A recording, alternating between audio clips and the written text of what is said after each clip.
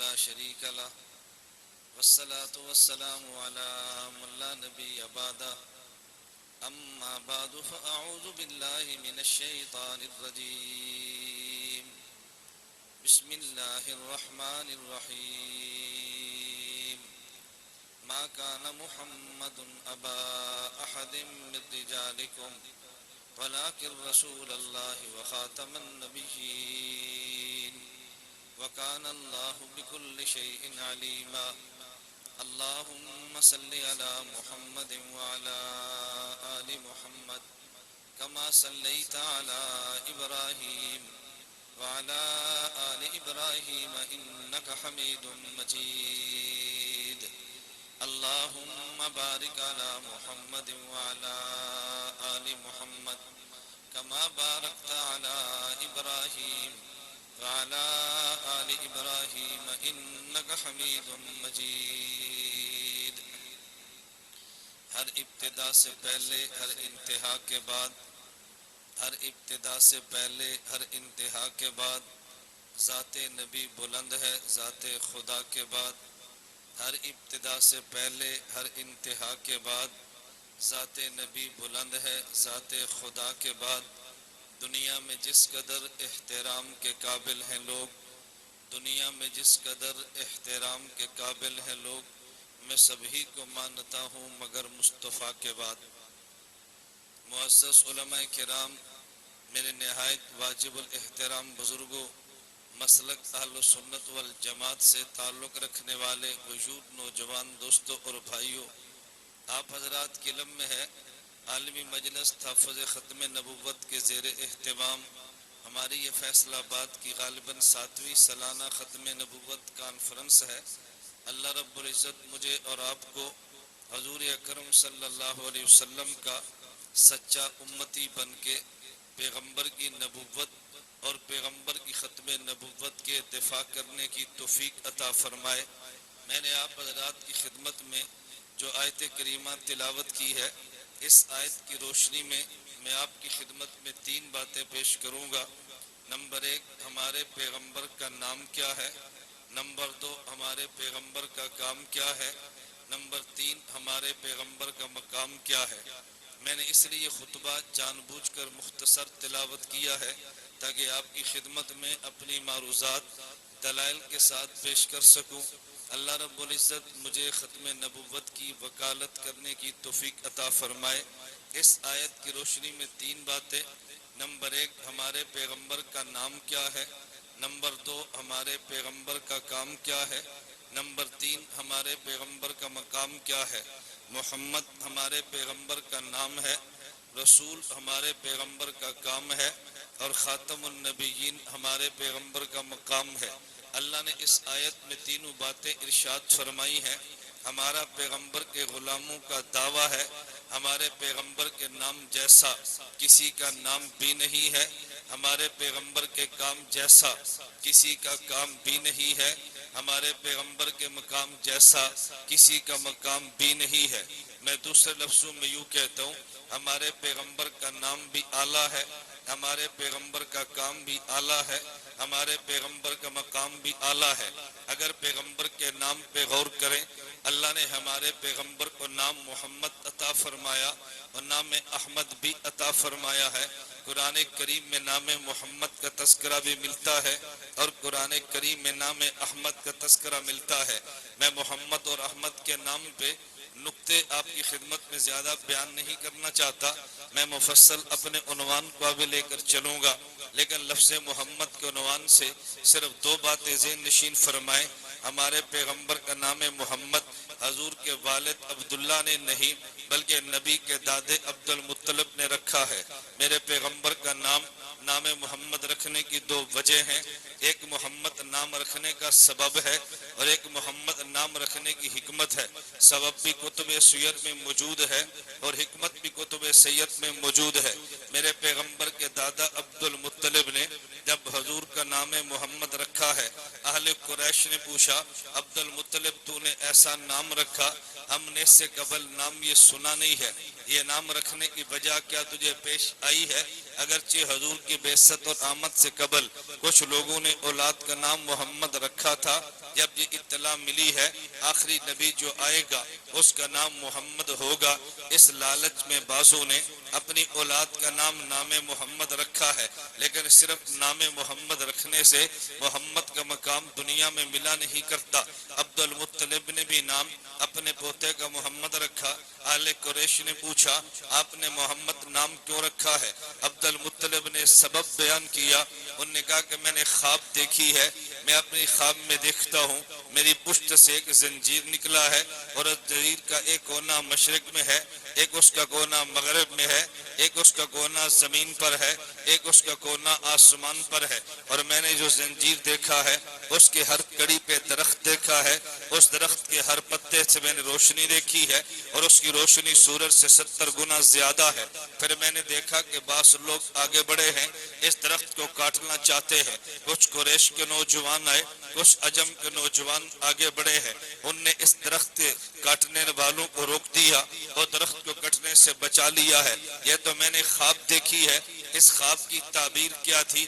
میرے دوستو یہ بات ذہن میں رکھے، جب بھی کبھی کسی بندے کو خواب آتی ہے تو خواب کی تعبیر دیکھی جاتی ہے، محض خواب کو دیکھ کر اچھا اور برے ہونے کا فیصلہ کبھی نہیں کرتے۔ کبھی خواب کو دیکھو بظاہر بڑی اچھی ہوتی ہے، اس کی تعبیر دیکھو تو بڑی گندی ہوتی ہے، اور کبھی خواب بظاہر بڑی گندی ہوتی ہے لیکن تعبیر بڑی اچھی ہوتی ہے۔ عبد المطلب کی تو خواب بھی اچھی ہے، عبد المطلب کی تعبیر بھی اچھی ہے۔ خود عبد المطلب نے خواب دیکھی ہے، خود عبد المطلب نے تعبیر دیکھی ہے، وگرنہ اس سے قبل حکیم الاسلام قاری محمد طیب دارالعلوم دیوبند کے 40 سالہ محتمم رحمت اللہ علیہ نے لکھا ہے، ایک خواب اس سے قبل بہت بڑی آئی ہے اور وقت کے بادشاہ کو آئی ہے۔ بادشاہ کا نام بخت نصر ہے، اس نے خواب دیکھی اور خواب دیکھنے کے بعد بھول گیا۔ صبح بادشاہ نے نجومیوں کو اور درباری ملاؤں کو بلایا، اس نے بلا کر کہا رات میں نے خواب دیکھی ہے، میں بھول گیا، مجھے خواب بھی بتاؤ، میرے خواب کی تعبیر بھی بتاؤ۔ نجومی اور درباری مولوی کہنے لگے خواب تو بتائے گا، تعبیر ہم بتا دیں گے، بادشاہ تو بادشاہ ہوتے ہیں۔ اس بخت نصر نے کہا تم اگر خواب کی تعبیر بتا سکتے ہو تو پھر خواب بھی بتا سکتے ہو، اگر تم تعبیر میں جھوٹ بولتے ہو تبھی تمہیں تو خواب کا پتہ نہیں ہے، میری خواب بھی بتاؤ، میرے خواب کی تعبیر بھی بتاؤ۔ یہ نجومی بڑے پریشان ہوئے، ہم تعبیر تو چلو اپنے گمان سے کوٹا سٹا لگا کر بتا دیں گے، لیکن یہ بتاؤ خواب کیسے بتائیں گے؟ حضرت قاری طیب رحمت اللہ علیہ لکھتے ہیں یہ خواب چلتے ہوئے اس وقت کی جیل میں پہنچی ہے۔ حضرت یوسف علیہ السلام جب جیل میں تھے اور جیل سے نکلے تھے تو یوسف علیہ السلام نے قیدیوں کے لیے 2 دعائیں مانگی ہے۔ ایک دعا یہ مانگی اللہ قیدیوں کے دل میں، قیدیوں کے باہر والوں کے دل میں محبت ڈال دے، اور دوسری دعا یہ مانگی تھی اللہ باہر والے حالات قیدیوں پر کبھی مخفی نہ رکھنا۔ آپ کا شاید مشاہدہ ہوگا یا آپ نے سنا ہوگا، لیکن میں ان تجربات سے گزرا ہوں کہ جو قیدی ہوتا ہے اس سے باہر والے پیار بھی کرتے ہیں اور باہر والے کے حالات قیدیوں تک پہنچنے کا اللہ بندوبست بھی فرما دیتے ہیں۔ یہ خبر چلتے ہوئے جیل میں پہنچی ہے۔ جیل میں وقت کے نبی حضرت دانیال علیہ السلام موجود تھے۔ جب انہیں یہ خبر پہنچی ہے انہوں نے جیل سپریڈنٹ کو بلا کر کہا کہ تم بادشاہ سے جا کر کہو جیل میں کیسا بے گناہ قیدی موجود ہے، اگر اس کو دربار میں آنے کی اجازت مل جائے وہ تمہارا خواب بھی بتائے، تمہارے خواب کی تعبیر بھی بتائے۔ سپریڈنٹ نے کہا اگر میں تمہارا پیغام وہاں تک پہنچا دیتا ہوں تمہیں کیا ملے گا، مجھے کیا ملے گا؟ انہوں نے کہا جی تمہیں کیا ملے گا؟ میں آج کی زبان میں سمجھانا چاہتا ہوں، تم سپریڈنٹ جیل ہو، تم AIG بن جاؤ گے، تم DIG بن جاؤ گے، تم IG بن جاؤ گے، تمہاری ترقی ملے گی، اور مجھے کیا ملے گا؟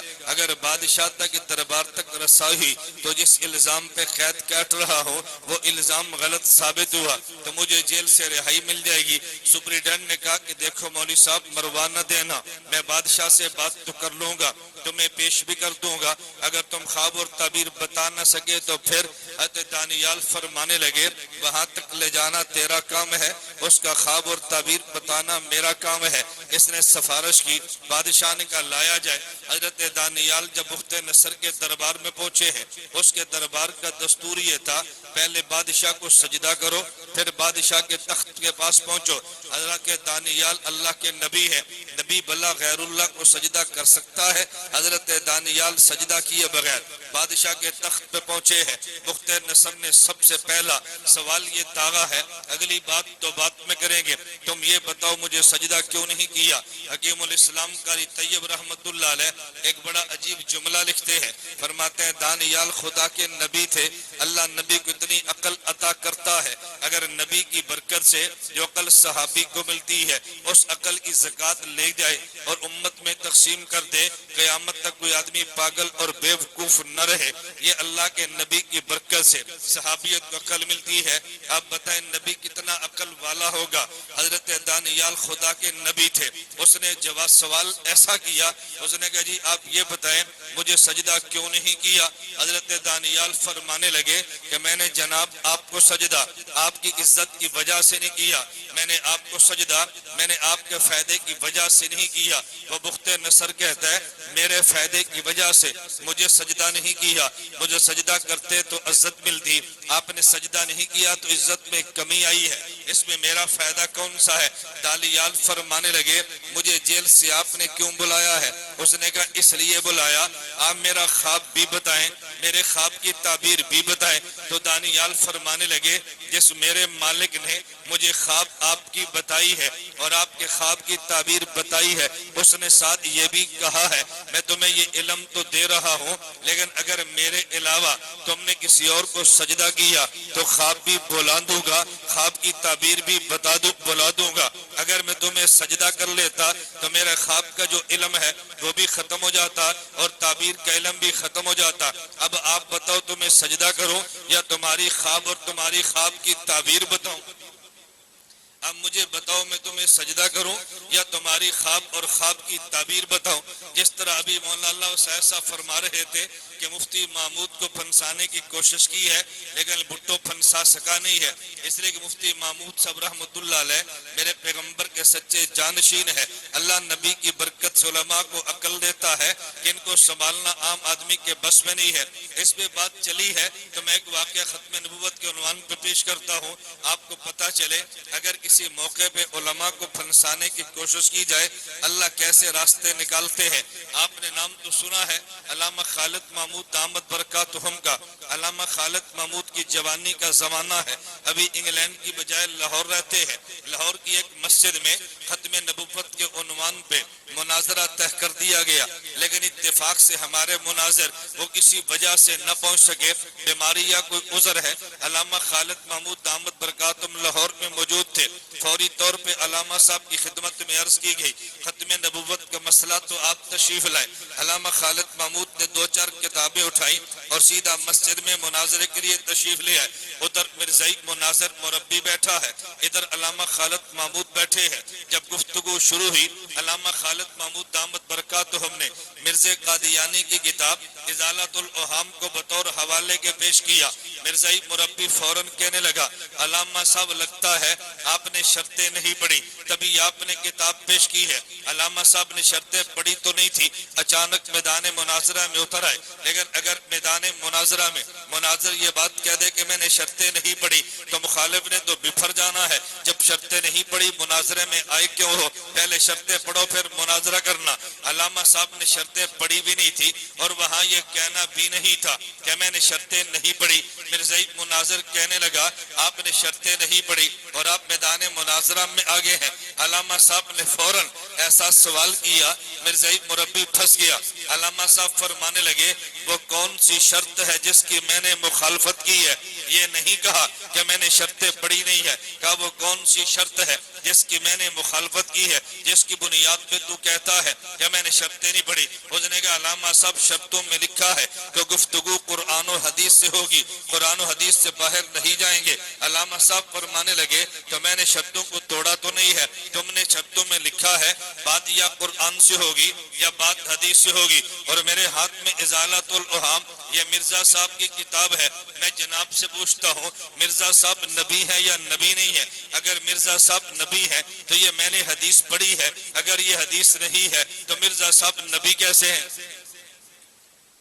میں نے شرط کو توڑا تو نہیں ہے، اگر یہ کتاب حدیث کی نہیں ہے تو مرزا صاحب نبی کیسے ہیں؟ اگر مرزا صاحب نبی ہے ازالۃ الاوہام حدیث کیوں نہیں ہے؟ اب اس کا مرزائی مناظر کے پاس جواب تو نہیں تھا، لیکن تھا تو پھر بھی مناظر اس نے زور تو لگانا تھا۔ وہ مرزائی مناظر فوراً پلٹ کے حملہ کیا اور ایسا سخت حملہ کیا کہ شاید میرے اور آپ کے بس میں وہاں سے نکلنا نہ ہوتا۔ علامہ خالد محمود پہ حملہ کیا، اس نے کہا تم ہمیں کافر کہتے ہو لیکن جن کی مسجد میں کھڑے ہو ذرا ان کی بھی تو کلاس لو، یہ ہے کون؟ ہمیں کافر بعد میں کہنا، ذرا ان پہ فتویٰ پہلے لگانا۔ علامہ صاحب نے پوچھا کیا ہوا؟ اس نے کہا ذرا اوپر دیکھیں کیا لکھا ہے۔ علامہ صاحب نے دیکھا تو اوپر لکھا تھا یا اللہ یا محمد۔ اس نے کہا لو ہمیں تم کافر کہتے ہو اور مشرکین کی مسجد میں کھڑے ہو کے مناظرے کرتے ہو۔ اس نے حاضر اور ناظر کی بحث میں علامہ صاحب کو جانا سکھانا۔ اب دیکھیں علامہ صاحب کی عقل کو کیسے ایسے مشترکہ سٹیج کو کور کیا ہے۔ علامہ صاحب فرمانے لگے یہ کیا لکھا ہے؟ اس نے کہا جی یا اللہ یا محمد لکھا ہے۔ علامہ صاحب نے ایسی بات کی کہ مرزائی مناظر سمجھا نہیں یہ کہنا کیا چاہتے ہیں۔ فرمایا تم میں سے اگر کسی نے حج کیا ہے وہ مجھے بتاؤ۔ 2-4 بندے کھڑے ہو گئے، ہم نے حج کیا ہے۔ کیا کسی نے عمرہ کیا ہو تو مجھے بتاؤ۔ 5-10 اور کھڑے ہو گئے، ہم نے عمرہ کیا ہے۔ علامہ صاحب فرمانے لگے تم نے جدہ کو دیکھا ہے؟ کہا جی دیکھا ہے۔ یا اللہ یا محمد لکھا ہوا دیکھا؟ کہا جی نہیں دیکھا۔ تم نے مکہ مکرمہ کو دیکھا ہے؟ کہا جی دیکھا ہے۔ یا اللہ یا محمد لکھا ہوا دیکھا ہے؟ کہا جی نہیں دیکھا۔ مدینہ منورہ بھی گئے ہو؟ کہا جی بالکل گئے ہیں۔ یا اللہ یا محمد دیکھا ہے؟ کہا جی وہاں بھی نہیں دیکھا۔ علامہ صاحب فرمانے لگے دیکھو ایک یا ہوتا ہے عربی کا، ایک یا ہوتا ہے پنجابی کا۔ اگر یا اللہ یا محمد جو مسجد میں لکھا یہ عربی والا ہوتا تو یہ جدہ میں درج ہوتا، اگر یہ عربی والا ہوتا تو مکہ میں لکھا ہوتا، اگر یہ عربی والا ہوتا تو مدینہ میں لکھا ہوتا۔ پتہ یہ چلا یہ یا عربی والا نہیں ہے، یہ یا پنجابی والا ہے۔ انہوں نے لکھا ہے یا اللہ نو مننے آ یا محمد نو مننے آ، تیرے پیو نو نبی نہیں مندے۔ انہوں نے لکھا ہے یا اللہ نو مننے آ یا محمد نو مننے آ، تیرے پیو نو نبی نہیں مندے۔ اے حاضر اور ناظر نہیں، مرزے قادیانی کی نبوت پہ کفر کی مہر ہے۔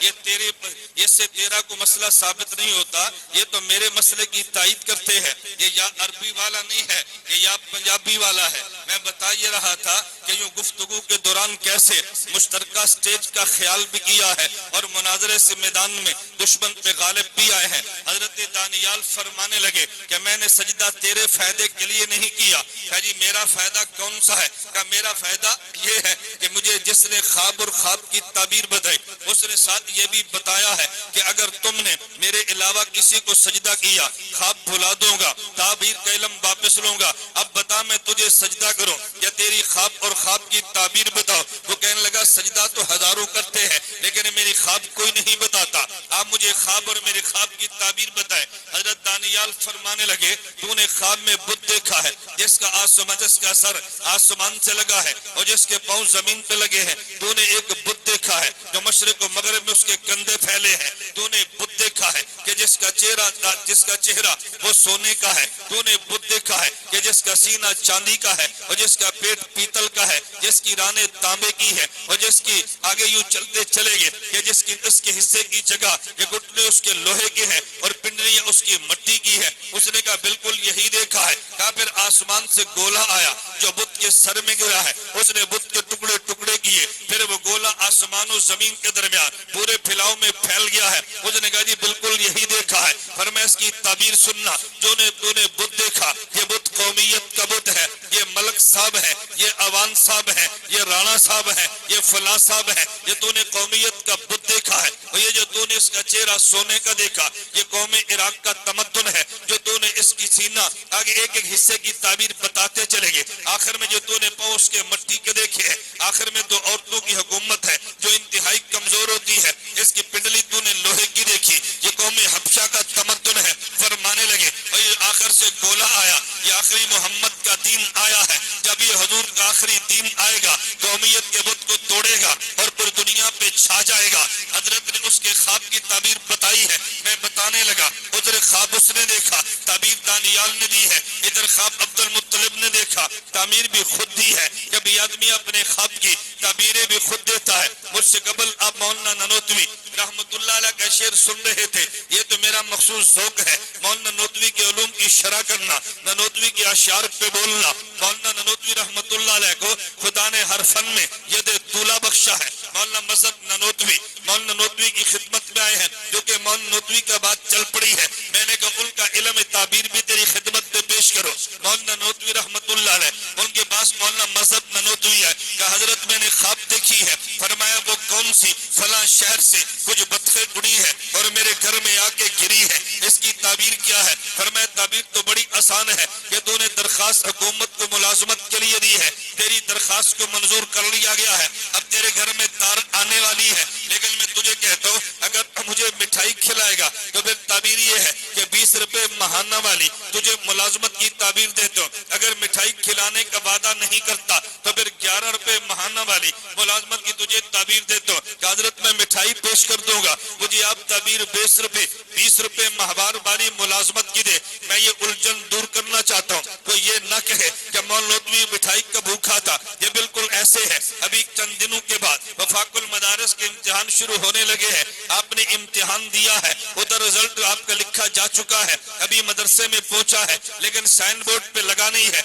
आप अपने उस्ताद जी से कहते हैं वो जी रिजल्ट आ गया है, उन्होंने कहा बिल्कुल आ गया है, बताएं मेरी पोजीशन आई है कि नहीं? उस्ताद जी कहते हैं बताऊंगा, लेकिन बशर्ते कि चाय पिलाओ। अब उस्ताद ने शागिर्द से क्या चाय पीनी है, ये तो मोहब्बत में दिल जीतने के लिए जुमला कहा है। मौलाना ननोतवी रहमतुल्लाह अलैह मिठाई कौन सी खानी है, ये तो सिर्फ अपने मजहब ननोतवी का दिल जीतने के लिए कहा। उन्होंने कहा जी मिठाई का वादा मेरे जिम्मे। फरमाया फिर 20 रुपए वाली मुलाजमत की ताबीर हमारे जिम्मे है। कुछ दिन गुजरे हैं, उनके घर में तार आया, गवर्नमेंट इंडिया का खत आया, उस खत में ये बात दर्ज है कि तुम्हें 20 रुपए महाना पे मुलाजमत के लिए ले लिया गया। मौलाना मज़हब ननोतवी ने कहा कि जो मैंने ख्वाब देखी, आपने ताबीर बताई है, ये बात तो मुझे समझ आई कि आपकी ताबीर बिल्कुल बजा है, लेकिन मुझे वजह ताबीर समझ नहीं आई, ये ताबीर आपने कैसे दी है? मौलाना ननोतवी फरमाने लगे कि तूने ख्वाब में बतखें देखी है, अरबी जबान में बतख को बत्तुन कहते हैं, फारसी जबान में बतख को बत कहते हैं, अरबी जबान में ता मुशद्दद है,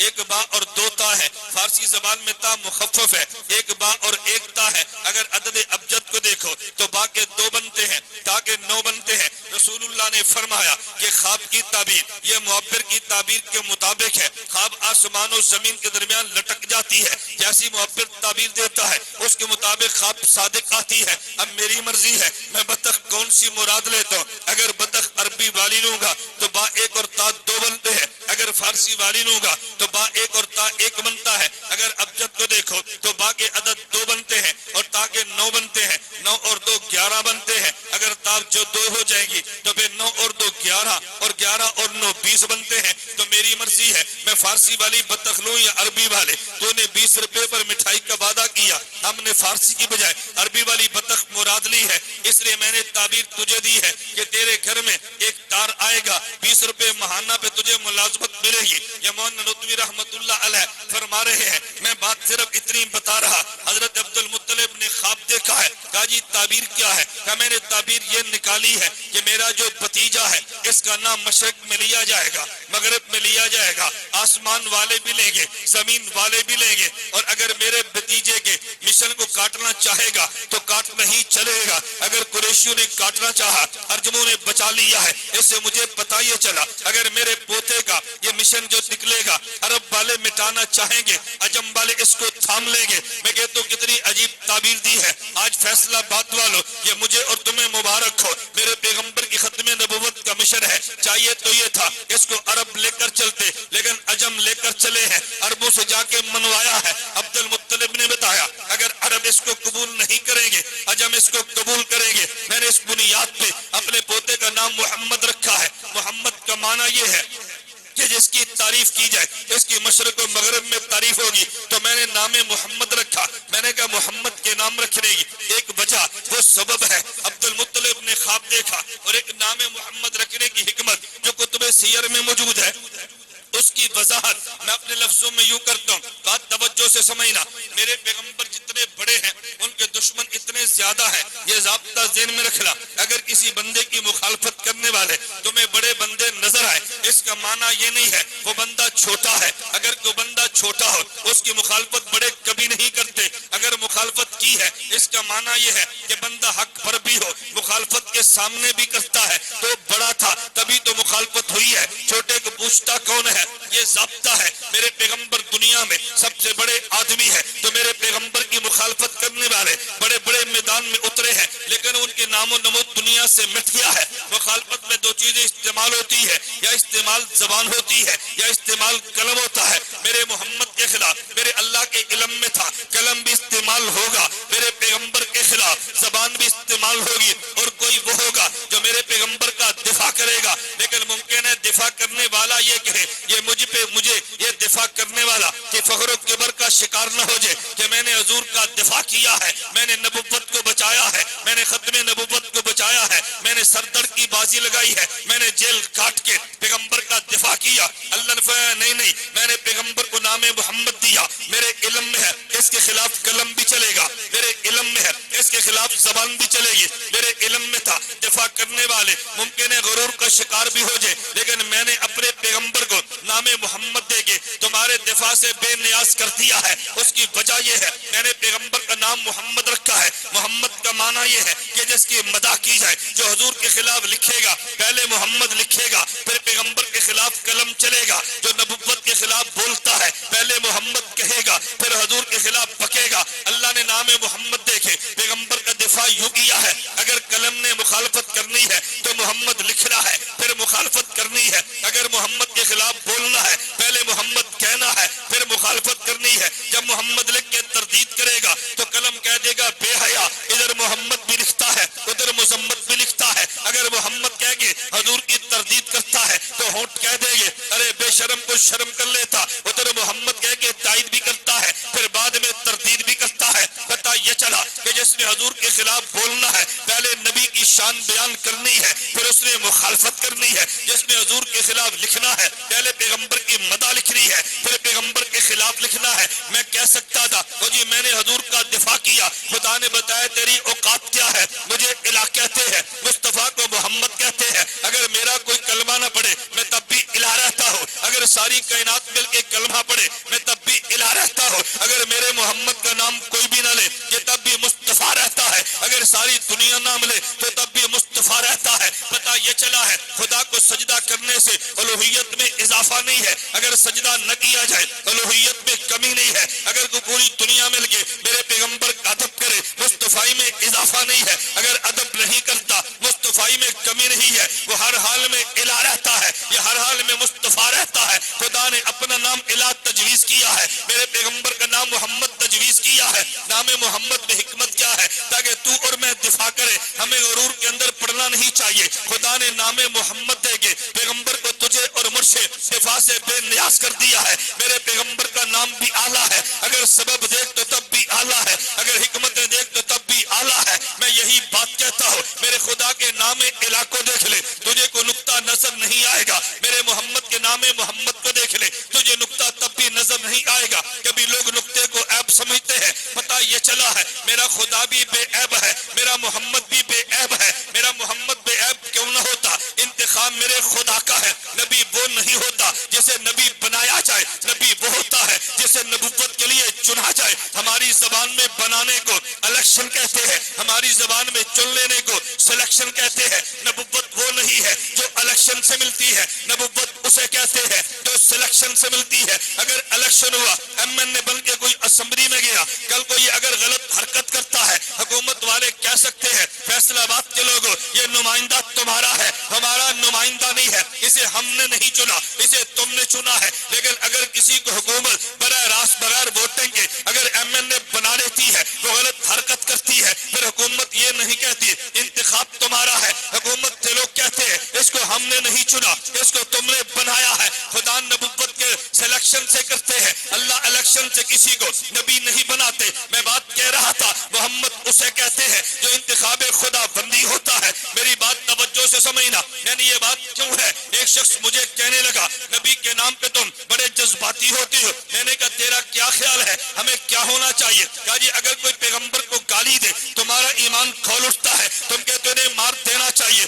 میں نے کہا ہاں میں بالکل کہتا ہوں اگر پیغمبر کے خلاف بکتا ہے اس کا علاج یہ ہے اس کی زبان کو کاٹ دیا جائے، نبی کے خلاف لکھتا ہے اس کا علاج یہ ہے اس کے ہاتھ کو کاٹ دیا جائے، پیغمبر کے خلاف چلتا ہے اس کا علاج یہ ہے اس کے پاؤں کو کاٹ دیا جائے۔ ہم تو یہ بات بڑے فخر سے کہتے ہیں اور ایمان سمجھ کر کہتے ہیں کہ تم بھی عجیب لوگ ہو، نبی کو گالیاں ملی ہے، نبی تو جذبات میں نہیں آئے، تم جذبات میں کیوں آئے ہو؟ میں نے کہا نبی کو جذبات میں آنا چاہیے بھی نہیں تھا۔ مجھے کہتا ہے جی وجہ کیا ہے کہ جس کو گالیاں دی ہے وہ پر عمل بیٹھا ہے اور تم جذبات کے اندر آئے ہو۔ میں نے کہا میں دلیل بعد میں دوں گا، تجھے مثال پہلے دوں گا۔ اگر مولویت کو قائل کرنا ہو دروازہ دلیل کا کھولنا چاہیے، اگر غیر مولویت کو قائل کرنا ہو دروازہ مثال کا کھولنا چاہیے۔ مولویت قائل بالدلیل ہوتا ہے، غیر عالم قائل بالمثال ہوتا ہے۔ میں نے کہا مجھے تم بتاؤ، میں یہاں آپ کے اسٹیج پہ کھڑا ہوں، ختم نبوت والے نے مجھے بلایا ہے، میں خود تو نہیں آیا۔ اگر کوئی بندہ کھڑے ہو کے مجھے توہین کرتا ہے، اگر کھڑے ہو کے میرے خلاف کو نعرہ مارتا ہے، اگر کھڑے ہو کے تو مجھے گالی بکتا ہے، تو میں نے تو مسکراتے رہنا ہے اور انہوں نے گرم ہو جانا ہے۔ لوگ کہیں گے عجیب بات ہے وہ پر امن بیٹھا ہے، مولوی عبدالرشید تیرے پیٹ میں کیوں مروڑ ہے، اس کے خلاف تو کیوں بولتا ہے؟ مولانا عزیز الرحمان تمہیں کیا تکلیف ہے؟ مولانا گمن تو نہیں بولتے، تم کیوں بولتے ہو؟ وہ کہیں گے وہ کیوں بولے، وہ آیا نہیں، ہم نے بلایا ہے۔ آج اگر تم نے توہین کی ہے، توہین اس کی نہیں ہے، تم نے توہین ہماری کی ہے۔ حضور نے نبوت کے اعلان کیا نہیں ہے، خدا نے اعلان کروایا ہے۔ نبی نے سر پہ تاج نبوت پہنا نہیں ہے، خدا نے تاج نبوت پہنایا ہے۔ اگر نبوت کے اعلان خود کرتے، کوئی بندہ اعتراض کرتا، دفاع محمد کے ذمے تھا، خود نہیں سجایا، خدا نے تاج نبوت سجایا ہے۔ جب نبی کو گالی دی ہے ابو لہب نے دی ہے، خدا نے کہا تبت یدا ابی لہب وتب، بے ایمان بکتا ہے، کس نے اعلان نبوت کیا نہیں ہے، میں نے کروایا ہے۔ اعتراض مصطفیٰ پہ نہیں ہے، اعتراض مجھ پہ ہے۔ نبی اس الیکشن سے نہیں، یہ نبی سلیکشن سے بنا ہے۔ اگر اعلان نبوت خود کیا جائے جواب نبی کے ذمے ہے، جب اعلان خود نے کیا نبی کے ذمے جواب ہے ہی نہیں۔ میں نے کہا ہاں حضور نے اعلان نبوت کیا نہیں، خدا نے کروایا ہے، اور ہمیں کلمہ جبرن نہیں پڑھایا گیا، ہم نے خوشی سے پڑھا ہے۔ اگر کلمہ پڑھا ہے تو پیغمبر کا دفاع ہمارے ذمے ہے، خدا نے نبوت دی ہے تو اس نبی کو بچانا میرے خدا کے ذمے ہے۔ ایک نقطہ درمیان میں آیا، میں کہتا چلا جاؤ، میرے پیغمبر کی 11 بیویاں ہیں، رسول اللہ نے اعلان لفظوں میں کیا ہے ما تزوجت شیئا من نسائی الا بوحی جاء به جبرائیل، پوری حدیث سے مبارک جو میرے پیغمبر نے اعلان فرمایا ما تزوجت شیئا من نسائی ولا زوجت شیئا من بناتی الا بوحی جاء به جبرائیل علیہ السلام۔ اگر میں نے کسی کی بیٹی لی ہے انتخاب میرا نہیں ہے، اگر میں نے کسی کو بیٹی دی ہے انتخاب میرا نہیں ہے، اگر میں نے بیٹی لی ہے انتخاب میرے خدا کا ہے، اگر میں نے بیٹی دی ہے انتخاب میرے خدا ہے۔ میرے پیغمبر کی 11 بیویاں ہیں،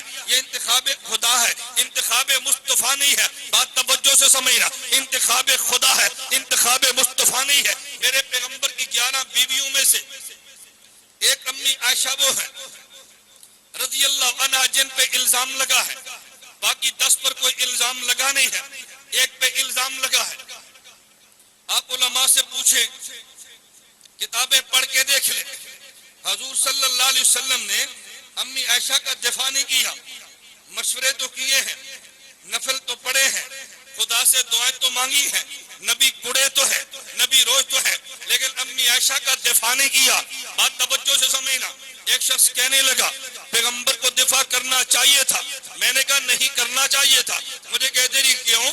میں نے کہا اس لیے اگر امی عائشہ انتخاب مصطفیٰ ہوتی تو حضرت امی عائشہ پہ الزام لگا دفاع مصطفیٰ کے ذمہ تھا. یہ انتخاب مصطفیٰ نہیں ہے، یہ انتخاب خدا ہے. تو جس خدا نے نبوت کے حرم کے لیے امی عائشہ کو چنا ہے اس خدا نے دفاع بھی فرمایا ہے. حضور دفاع تو تب کرتے جب عائشہ کو خود لائے ہوتے، خود نہیں لائے. خدا نے جبریل کو بھیجا ہے میرے مصطفیٰ کو کہہ دے یہ عائشہ میں نے تمہیں دینی ہے. حضرت عائشہ انتخاب خدا بندی ہے. تو جب انتخاب خدا کا ہوتا ہے تو پھر دفاع بھی خدا کا ہوتا ہے. میں بتا یہ رہا تھا نام محمد کو دیکھ لو، محمد اعلیٰ ہے، اس کے نام رکھنے کا سبب وہ بھی اعلیٰ ہے. میرے پیغمبر کے نام محمد رکھنے کی حکمت دیکھو تو وہ بھی اعلیٰ ہے. میرے پیغمبر کا کام یہ رسول ہے. میں رسالت پہ بات کرنے لگو، میرے پیغمبر کا کام ہے رسالت بھی اعلیٰ ہے. اعلیٰ کا مطلب یہ نہیں ہے خدا نے کوئی اور رسول بنایا نہیں ہے. رسول بنانے کا مطلب یہ ہے اوروں کو رسول بنایا تو ہے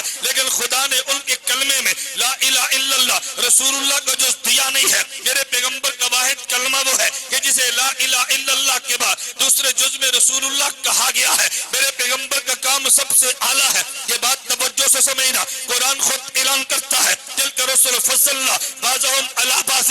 حضرت آدم رسول ہے لیکن انہیں نجی اللہ انہیں صفی اللہ کہتے ہیں. حضرت نوح بھی رسول ہے لیکن انہیں نجی اللہ کہتے ہیں. ابراہیم بھی رسول ہے انہیں خلیل اللہ کہتے ہیں. حضرت موسیٰ رسول ہے انہیں کلیم اللہ کہتے ہیں. حضرت عیسیٰ رسول ہے انہیں روح اللہ کہتے ہیں. میرے محمد وہ واحد رسول ہے جنہیں لا الہ الا اللہ محمد الرسول اللہ کہتے ہیں. ارے وجہ کیا ہے؟ رسالت انہیں بھی دی ہے، رسالت انہیں بھی دی ہے لیکن ان کی رسالت درجہ کمال کو پہنچی ہے، درجہ کمال کو پہنچی ہے، درجہ انتہا کو پہنچی ہے.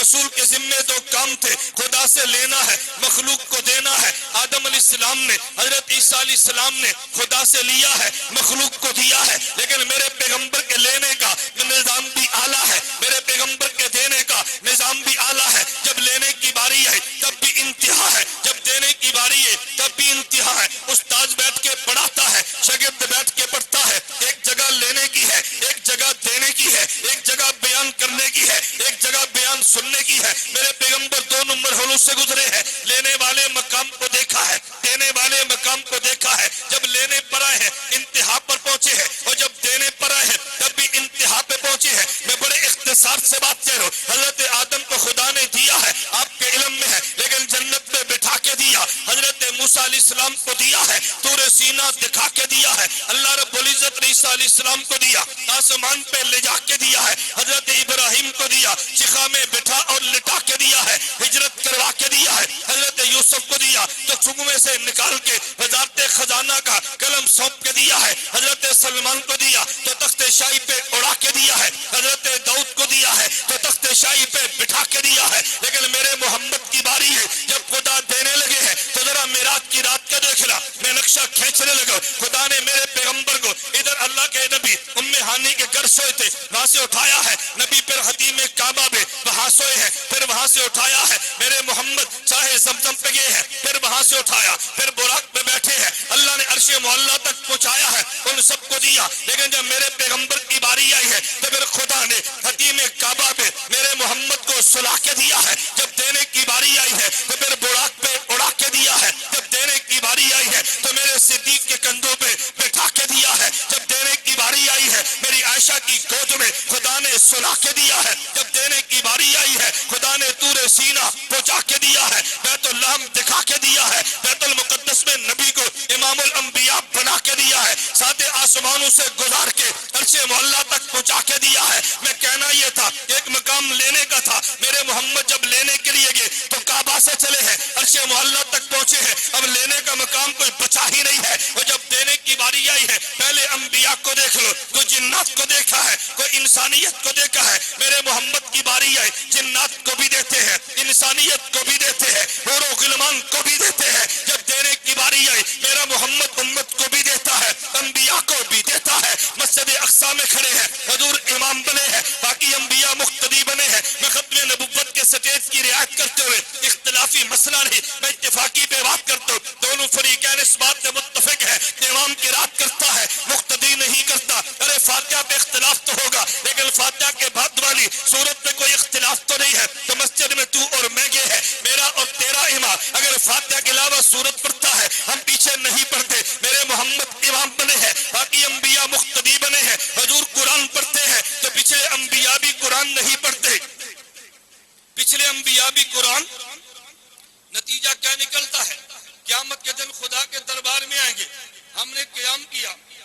ثواب دیں گے. ہم نے رکوع کیا اللہ ثواب دیں گے. ہم نے سجدہ کیا خدا ثواب دیں گے. ہم نے قرآن تو پڑھا نہیں ہے کیا اللہ ثواب نہیں دیں گے؟ کہتے جی دیں گے. میں نے کہا جب پڑھا نہیں تو کیوں دیں گے؟ آپ میں سے ہر بندہ کہے گا اور جی امام نے پڑھ کے خدا سے ثواب لیا ہے ہمیں لے کے دیا ہے. تو میں نے کہا پتہ یہ چلا اس پہ ہمیں ناز نہیں کرنا چاہیے اور امام مسجد کے خلاف ہمیں بک بک کرتے ہوئے شرم کرنی چاہیے. ارے جب مسجد میں ہم جاتے ہیں امام کو دیتے کچھ نہیں ہے, امام سے لیتے بہت کچھ ہے. امام کو دیتے کچھ نہیں ہے, امام سے لیتے بہت کچھ ہے. ابھی یہ جمعرات کو مدینہ ٹون بیان تھا, وہ عنوان تو میں چھیڑتا نہیں ہوں. میں نے ایک چھوٹا سا جملہ کہا, میں نے کہا کبھی تہجد گزار مقتدی اس امام پہ فخر کرتا ہے کہ جو امام تہجد نہیں پڑھتا. یعنی میں تو رات کو 2:30 بجے اٹھا, میں نے تہجد پڑھے ہیں. یہ مولوی تو 5 بجے اٹھا, وضو کیا 5:10 پہ جماعت کرا دی ہے. میرا اس کا کیا مقام ہے؟ ہمارے اس کا جوڑی کوئی نہیں ہے. میں نے کہا نا تو بالکل بات ٹھیک کہتا ہے, تیرے اور امام کا جوڑ کوئی نہیں ہے. ایک نماز نفل ہے, ایک نماز فرض ہے. اگر نفل حضر ہو جائے ایک فرض کے برابر نہیں ہے. میں نے مانا تو نے تہجد پڑھے ہیں, تیرے امام نے نہیں پڑھا, لیکن جو تیرا فرض قبول ہوا یہ محنت تیری نہیں ہے, یہ میرے امام کی ہے. اگر یہ امام نہ ہوتا تیرے فرضوں نے جانا کدھر تھا؟ امام آگے کھڑا ہے تو تیرا فرض قبول ہوا ہے. اور ایک فرض کا مسئلہ نہیں ہے. اگر مسجد میں 500 مقتدی ہے جو فرائض پڑھتے ہیں تجھے ایک ایک کا اجر ملے گا. امام کا سب کا امام کو اجر ملے گا, اس لیے کہ امام نے قرآن پڑھ کے خدا سے اجر لے کے تجھے دینا ہے. تجھے نفلوں پہ ناز ہے, امام کو تیرے 500 فرضوں پہ ناز ہے. کوئی فرض اور نفل کا تو جوڑی کوئی نہیں ہے. اس امام کے خلاف تیری زبان چلی کیسے ہے؟ میں مثال دیا کرتا ہوں, یہاں تمہارے فیصل آباد سے کراچی کراکرم کی ٹرین جاتی ہے, ملت ٹرین جاتی ہوگی. تم نے ٹرین کو دیکھا ہوگا, اگر انجن کو دیکھو انجن میں کوئی اے سی لگا نہیں ہے, لیکن پچھلی بوگیوں میں دیکھو تو اس میں اے سی لگا ہے. کوئی بندہ کہہ سکتا ہے نہیں بھائی بوگی انجن سے اعلیٰ ہے, انجن کو دیکھو تو اس میں تو اے سی نہیں ہے, لیکن پیچھے ڈبے میں دیکھو اے سی لگا ہے. میں نے کہا کم عقل, اگر یہ انجن فیصل آباد سے چل کے کراچی نہ جاتا تیرا اے سی والا ڈبہ کیسے جاتا؟ میں نے مانا تو تہجد پڑھا ہے, تیرے امام نے نہیں پڑھا, لیکن یہ بغیر تہجد والا اگر یہ ڈبہ نہ چلتا تیرے فرض خدا کے دربار میں کیسے جاتے؟ مجھے تعجب اس بات پر ہے, انجن کی حیثیت کو مانتا ہے, اپنے امام کی حیثیت کو ماننے کے لیے تیار نہیں ہے. میں بتا یہ رہا تھا کہ مسجد میں گیا, امام کو دیا نہیں ہے, امام سے لیا ہے, تو پھر تجھے اور مجھے مان لینا چاہیے. ہم مسجد میں جائیں اپنے امام سے لیتے ہیں, اور جب بیت المقدس میں گئے ہیں ہمارے انبیاء نے امام الانبیاء سے لیا ہے, حضور نے قرآن پڑھا ہے, مقتدی کو اجر و ثواب لے کر دیا ہے. تو میں بتا یہ رہا تھا میرے خدا نے کچھ مقام لینے کے رکھے, کچھ مقام دینے کے رکھے ہیں. باقی انبیاء نے لیا, ایک مقام پہ رہ کے لیا, میرے نبی نے لیا تو لا مقام پہ جا کے دیا. توجہ رکھنا, میرے لفظوں پہ غور کرنا. باقی انبیاء نے لیا ہے, ایک مقام پہ رہ کے لیا ہے, میرے پیغمبر نے لیا, وہ مقام سے لا مقام تک پہنچے ہیں. باقی انبیاء نے دیا, امت کو دیا ہے, میرے نبی نے دیا, امت کو نہیں, امت کے انبیاء کو دیا ہے. میں کہتا ہوں میرے پیغمبر کا مقام رسالت اعلیٰ ہے. اس کی وجہ یہ ہے کہ لینے کے مقام بھی خدا نے پیغمبر پہ ختم کر دیے ہیں, اور دینے کے مقام بھی خدا نے میرے محمد پہ ختم کر دیے ہیں. چلیے بات چل پڑی ہے. میں ایک چھوٹا سا نقطہ پیش کرتا ہوں. حضرت عیسیٰ علیہ السلام آئیں گے یا نہیں؟ بولیے کیوں آئیں گے؟ توجہ رکھنا, کیوں آئیں گے؟ میں حدیث مبارک کا حوالہ نہیں دے رہا, وہ تو نقلی بات ہے, میں عقلی بات کہتا ہوں. حضرت عیسیٰ علیہ السلام کیوں آئیں گے؟ توجہ رکھنا. میں نے کہا میرے پیغمبر کا مشن رسالت تمام انبیاء کے مشن رسالت سے اعلیٰ ہے. میں نے کہا نام بھی اعلیٰ ہے اور ان کا کام بھی اعلیٰ ہے. باقی انبیاء کو دیکھو, ان کی امت میں تمہیں امتی تو نظر آئیں گے, نبی نظر نہیں آئیں گے. میرے محمد کے نبوت کو دیکھو, ان کے کلمہ کو تمہیں امتی بھی نظر آئیں گے, اور ان کے کلمہ کو تمہیں نبی بھی نظر آئیں گے. ذرا بات توجہ سے سمجھنا. میں ایک بہت باریک نقطہ پیش کرنے لگا. حضور کی شان یہ ہے, ان کے کلمہ کو امتی بھی ملیں گے اور ان کے کلمہ کو نبی بھی ملیں گے. ایک وہ ہوتا ہے جو کلمہ پڑھتا ہے, اور ایک وہ جس کا کلمہ پڑھا جائے. ایک وہ جو ایمان لاتا ہے, اور ایک وہ جس پہ ایمان لایا جائے. جو ایمان لاتا ہے ایمان اس کا بھی ہے, اور جس پہ ایمان لایا جائے ایمان اس کا بھی ہے. جو کلمہ پڑھتا ہے ایمان اس کا بھی ہے, جس کا کلمہ پڑھا جائے ایمان اس کا بھی ہے. میں پہلے ایک آیت کا سہارا لے کے تھوڑی سی بات سمجھا دوں. اخذ اللہ میثاق मीसाकन नबिय्यीन लमा आतीतुकुम मिन किताबिन व हिकमा सुम्मा जाअकुम रसूलुन मुसद्दिकुल लिमा माअकुम लतुमिनुन्ना। अल्लाह फरमाते हैं अंबिया तुमने मेरे मोहम्मद का कलमा पढ़ना है। इसका पता ये चला कि जिनने कलमा पढ़ा उन्हें अंबिया कहते हैं और जिसका कलमा पढ़ा उसे इमामुल अंबिया कहते हैं। कासिमुल उलूम वल खैरात मौलाना कासिम ननोतवी फरमाते हैं कि जो कलमा पढ़े ईमान उसका भी है, जिसका कलमा पढ़े ईमान उसका भी है, जो ईमान लाए ईमान उसका भी है और जिस पर ईमान लाए ईमान उसका भी है। दोनों के ईमानों में फर्क क्या है? जो कलमा पढ़ता है उसके ईमान को नस्ल कहते हैं और जिसका कलमा पढ़ता है उसके ईमान को असल कहते हैं। और अगर हम खूनी रिश्ते को देखें, असल को बाप कहते हैं, नस्ल को बेटा कहते हैं। पता ये चला नबी बाप है क्योंकि उसका ईमान असल है और उम्मती बेटा है क्योंकि इसका ईमान नस्ल है। तो बाकी अंबिया का ईमान नस्ल हुआ, मेरे नबी का ईमान असल हुआ। उनकी हैसियत औलाद की है, इनकी हैसियत नबी, इनकी हैसियत बाप की है। तो कोई बंदा कह सकता है ओ भाई बाप पहले होता है बेटा बाद में होता है, ये तुमने अजीब ननोतवी ने बात की है। पहले अंबिया का ईमान नस्ल है, हमारे नबी का ईमान असल है। असल बेटा और बाप होता है, नस्ल औलाद होती है। तो उन अंबिया को पहले नहीं बाद में आना चाहिए। फरमाया हाँ हाँ तुम कहते तो यही हो, लेकिन अल्लाह ने तुम्हारे इश्काल को यूं साफ किया उन सबको तो बाद में नहीं लाए, उनके नुमाइंदे को बाद में लाए हैं। ये बताने के लिए हमारा ईमान असल नस्ल है, हमारे मोहम्मद का ईमान असल है।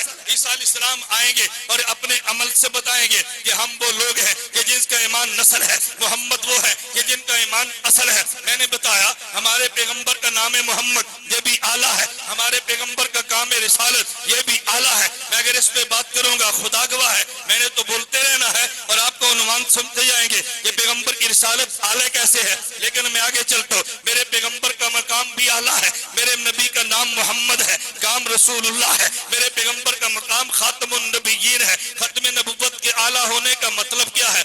ननोतवी रहमतुल्लाह अलैह की अगर मैं तहकीकात पे बात छेड़ूंगा तो रात अब 2:30 बज गए हैं, तुम्हें नींद आनी है और बात समझ आनी नहीं है, वरना मैं ननोतवी रहमतुल्लाह अलैह के कलाम को पेश करता। मकाम मदा पे आपने आज पेश कैसे की है? अल्लाह इस आयत की रोशनी में पैगंबर का मकाम कैसे बयान करते हैं। लेकिन मैं 2 जुमलों में समेट कर एक छोटी सी बात कह दूं तो एक होती है नबुव्वत, एक होती है खत्म नबुव्वत, एक इससे नीचा मरहला है। मरहलावार चलते हैं। आप जरा कुरान करीम को देखें, कुरान कहते हैं मिनन नबिय्यीना वस्सिद्दीकीना वशुहदाए वस्सालिहीना। ये मकामात तो कुरान ने तफसील से बयान किए, मैं जरा इजमाल से बयान करता हूँ। नंबर 1 उसाफ है, नंबर 2 नबुव्वत है, नंबर 3 खत्म नबुव्वत है। अगर हम उसाफ को देखें तो कहाँ से? कहते जी नबुव्वत से निकले हैं। अगर देखो नबुव्वत कहाँ से? कहते खत्म नबुव्वत से निकली है। अच्छा मैं और आसान लफ्जों में बात यूं कहता हूँ, अगर दुनिया में ये कहा जाए भाई ये बंदा सिद्दीक बना है, पूछो भाई कैसे बना है? कहते फलां नबी का उम्मती है,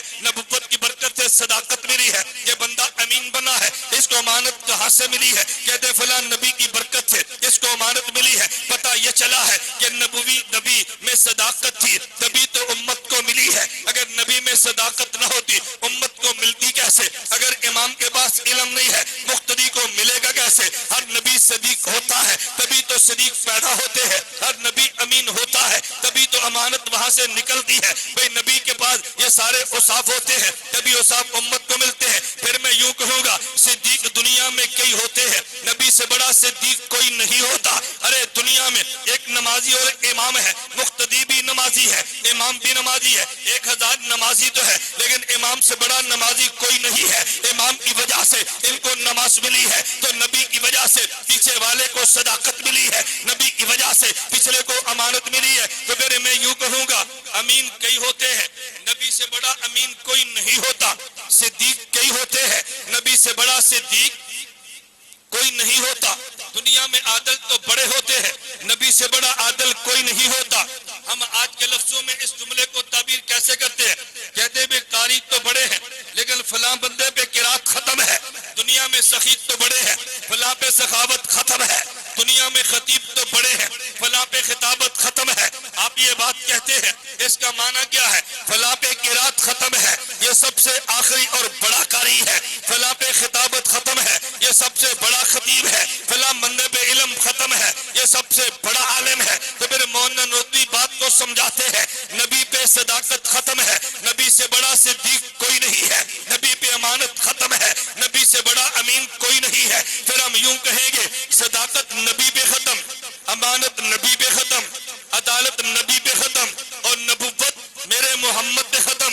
नबी से बड़ा सिद्दीक कोई नहीं, हजूर से बड़ा नबी कोई नहीं। सदाकत नबी पे खत्म होती है, नबुव्वत हजूर पे खत्म होती है। तो नबुव्वत के आला मर्तबे को खातमुन नबीयीन कहते हैं। मैंने इसलिए कहा अगर दुनिया में नाम देखे तो आला नाम को मोहम्मद कहते हैं, अगर दुनिया में काम देखे तो आला काम को रिसालत कहते हैं, अगर दुनिया में मकाम देखे तो आला मकाम को खत्म नबुव्वत कहते हैं। खुदा ने मेरे मोहम्मद पे करम किया, इन्हें जो नाम दिया तो वो भी आला है, इन्हें जो काम दिया तो वो भी आला है, इन्हें जो मकाम दिया तो वो भी आला है। वो जो इनको मानता है वो आला बन जाता है, जो इनकी तरदीद करता है वो निचले गड्ढे में चला जाता है। अगर किसी ने मानना है तो फिर उसने जन्नतुल फिरदौस में जाना है, अगर नहीं मानना उसने फिद्दरकिल अस्फले मिनन नार जाना है। हमारी मर्जी है, हम चाहे तो मान के फरिश्तों की सफू में चले जाए और अगर हम न चाहे और न माने तो हम जहन्नम के गढ़ों में चले जाए। इसलिए हमारा अहले ईमान का नजरिया है, हमने नबी के नाम को भी आला माना, नबी के काम को भी आला माना, नबी के मकाम को भी आला माना। सिर्फ जबान से नहीं माना, हमने अमल से माना है और खुदा ने तौफीक अता फरमाई। हम अमल से अपने अकाबिर की क़ियादत में अल्लाह चाहेगा तो मानते रहेंगे इंशाअल्लाह। मेरा बयान दिल में रख लेंगे। कितनी बातें बयान की हैं, खुलासा तो याद कर लो ना, पूरा बयान तो याद नहीं रहता। कितनी बातें हैं? नंबर 1 नबी का नाम, नंबर 2 हमारे पैगंबर का काम, नंबर 3 हमारे पैगंबर का। हमारे नबी का नाम क्या है? बोलो, मोहम्मद सल्लल्लाहु अलैहि वसल्लम। काम क्या है? रसूल। और मकाम क्या है? खातमुन नबीयीन। हमारे नबी का नाम भी आला है, काम भी आला है, मकाम भी आला है। अल्लाह में से आला मिशन पर कायम और दायम रहने की तौफीक अता फरमाए। देखिए अभी 1 मिनट बैठना नहीं है, हमारे हजरत तशरीफ फरमा है, दुआ फरमाएंगे। हम देवबंदी हैं या कोई और है? बताओ ना। तो देवबंद वाले बेअदब होते हैं, बादब होते हैं? बताओ तो सही। और बादब किसे कहते हैं? शेख बैठे हो मुरीद दौड़ जाए, ये बादब है। बड़े बैठे हैं छोटे उसके दौड़ जाए, इसका नाम बादब नहीं, इसको बेअदबी कहते हैं। हजरत ने कौन सी बहुत लंबी दुआ करनी होती है, कौन सा फजर तक जलसा चलना है? आपने इतना 6-7 घंटे बैठे हैं, 4-5 घंटे बैठे हैं, तो 2-4 मिनट और नहीं बैठ सकते? बताओ भाई, मैं मजबूर नहीं कर रहा बैठो, मैं तो पूछता हूँ बैठ सकते हैं कि नहीं? तो बैठ सकते हैं तो हजरत दुआ फरमाएंगे, उसके बाद आप तशरीफ ले जाएं। हमें अपने काबिर का अदब और एहतराम करना चाहिए। हमारा सबसे बड़ा सरमाया हमारे मशाइख, हमारे अकाबिर हैं और यही हमारी खूबी है, हम इनके मशाइख के साथ हैं और हमारा सिलसिला रसूलुल्लाह सल्लल्लाहु अलैहि वसल्लम तक जाता है। अल्लाह में अपने मशाइख की कदर की तौफीक अता फरमाए। आप तशरीफ रखें, हजरत दुआ फरमाएंगे, उसके बाद